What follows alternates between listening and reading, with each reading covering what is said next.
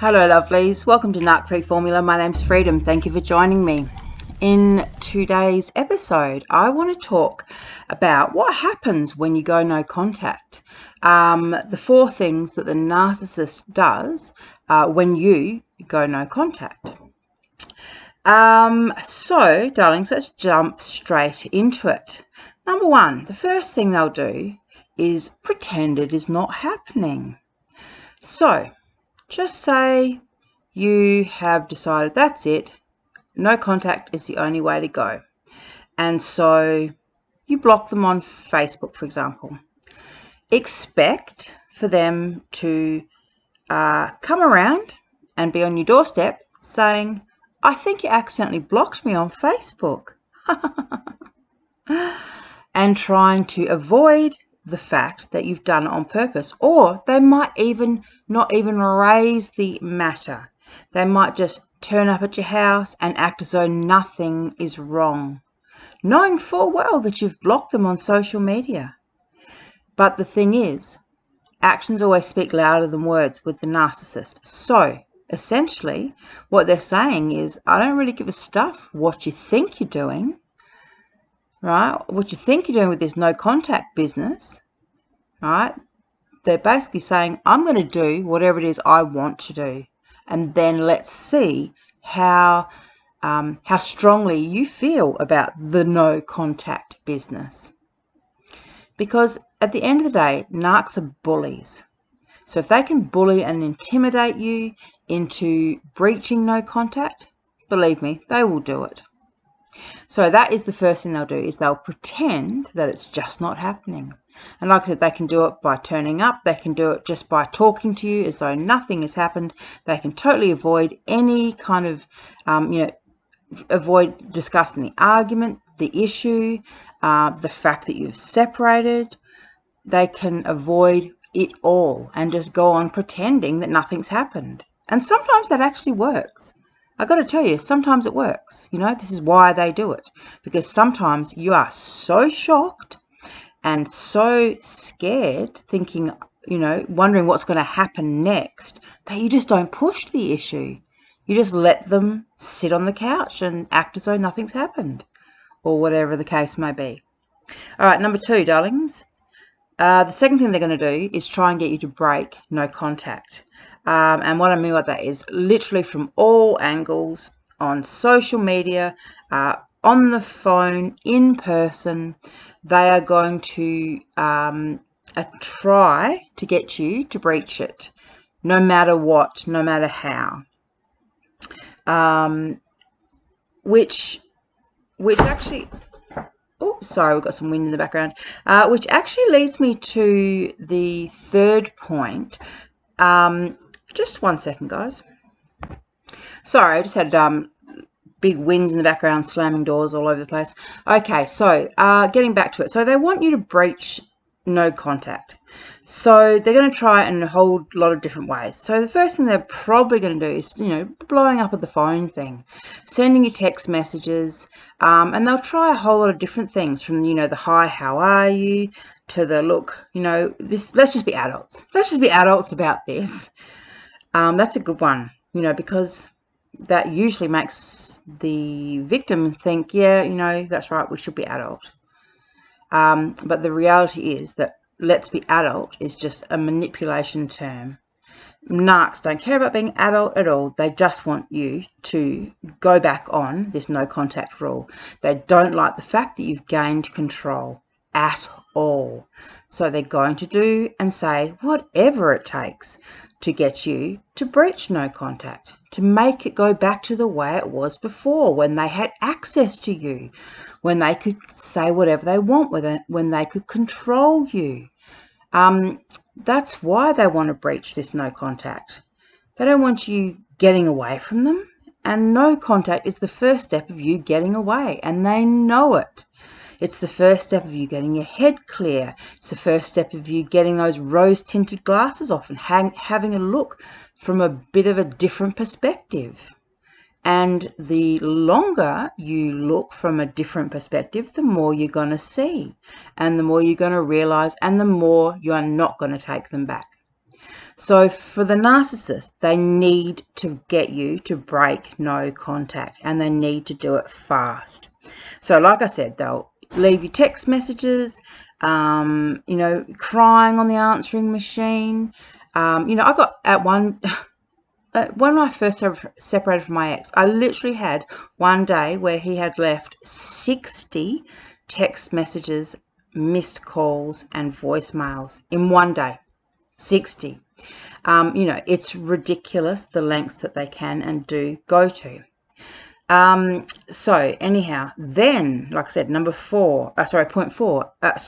point 3 is when they up the ante. So essentially, when you're not responding the way you're supposed to be responding, i.e. breaching no contact, then what you can expect is things like this. Expect to get a voicemail from a payphone or an unknown number where your ex is crying down the phone and saying, "I'm so sorry, I should have told you this before, but I have cancer." Not to laugh at anyone who has cancer, because it's not a laughing matter. But the fact is that a narcissist would lie and do lie about things as serious as having cancer. So this is when they will, like I said, up the ante. This is when they will tell you that they are sick, that they need your help, that only you can help them because you're the only person who knows them. So it's usually some kind of like I said, some illness, or they might do a fake suicide attempt. Essentially, they're trying to do something that when you find out about it, you go, "My God, what was I thinking? What the hell was I thinking going no contact? You know, this man needs me.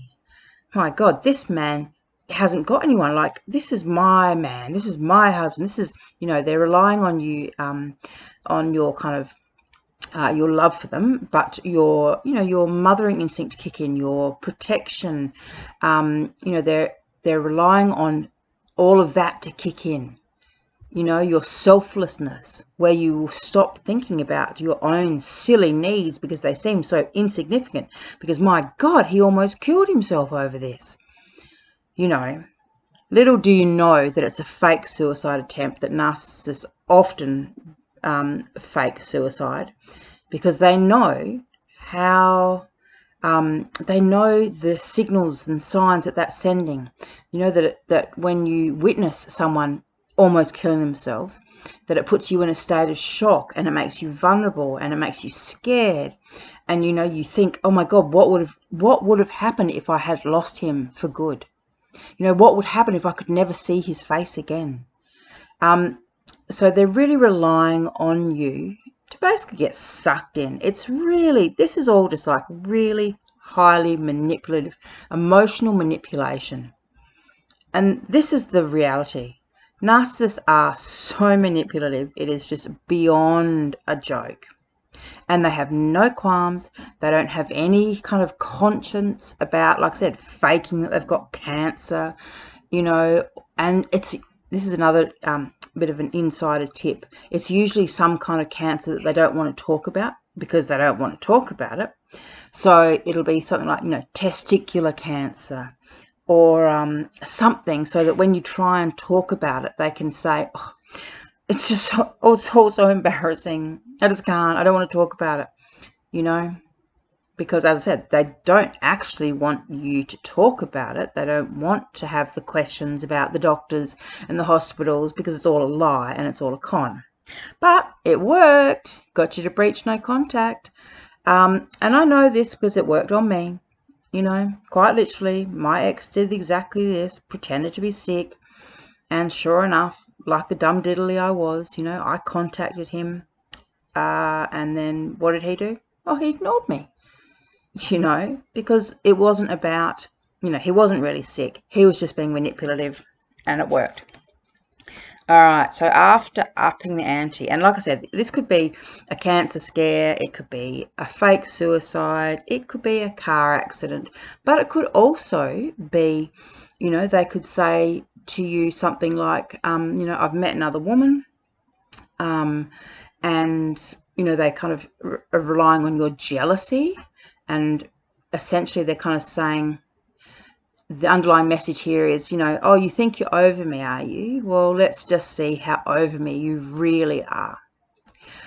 So they kind of put that concept out there. They float that concept and see how you respond.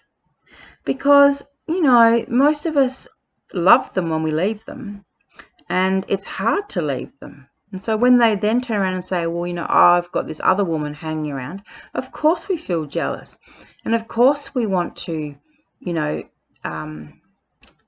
it makes us kind of grasp onto, you know, the dream and the illusion, you know, and it makes us think, well, am I really sure that I'm going to give him up? Like, am I really going to do this? Because, you know, like on some level, you know, when they start talking about new supply, you know that it's now or never. Like, if you're going to let them go, it's going to happen now, and you'll get to a point where there will be no turning back. They know it, that's why they say it. And you do know it, like on a subconscious level, you know when they start saying that kind of thing, that is the point where you could either, you know, get him to come back or take him back straight away. You could do that right then and there, or you could keep on going with the no contact. But that's the point in the road, you know, that's that past the point of no return. That's that sign. They know it, and you feel it when they say that. All right, so number 4. This is when they do the reverse psychology. So they say, oh, you're blocking me. Oh, well, no, actually, I'm blocking you. You're blocked.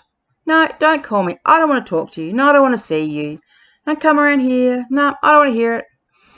And when you're trying to do no contact and then have them kind of turn it around on you and act as though you're the one who's harassing them and you're the one that's the problem, surprisingly, that can work for some people. Surprisingly, that actually can work where, you know, where the victim actually, for some reason, then decides that talking to the narcissist would be the best thing, because they don't like being put in that position where they are being made to feel like, you know, they're the one who's done something wrong.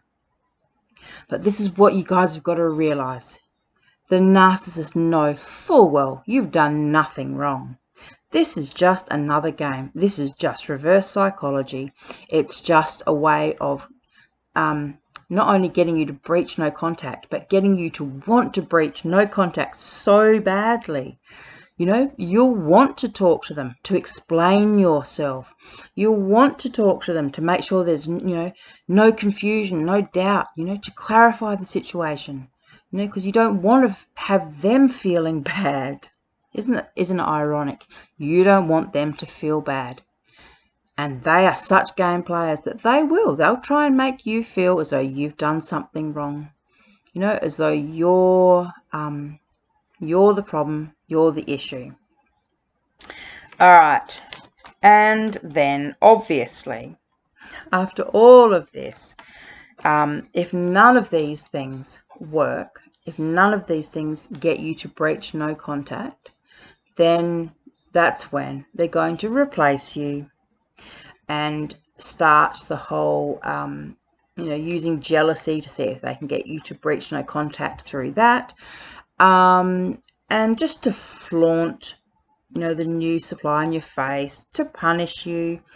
What else? You know, just essentially to get a reaction. Because you remember, this is all that it's about now, is just to get you to breach no contact. Because what no contact represents to them is you taking a stand for yourself, you putting up the boundary, you actually having some backbone, and it's also a very clear indicator that you don't believe the false narrative anymore, that you've seen through who they are, you've seen through the lies and the bullshit and the deceit. So now, you know, you going no contact is a very clear message. It's saying, I don't believe your bullshit, stay away from me. So the narcissist, as I said, cannot have that for so many different reasons. They just can't have that. When they get to the point number 5 where they're replacing you, they don't necessarily care about getting you back or whatever, but what they do care about is getting you to breach the no contact, because they just want it to go back to how it was. They want to have control. They want to make sure that, it looks like you still believe that they are who they're saying they are, because they don't want you to ruin the situation with the new supply. There's a lot of things going on. It's always really complex and multi-layered with the narcissist, but like I said, these 5 particular kind of points are, it's almost like dot point case theory. I mean, this is what they do, and not many of them vary from these dot points. All right, lovelies, thank you for listening, and yep, get narc free and stay narc free. Bye.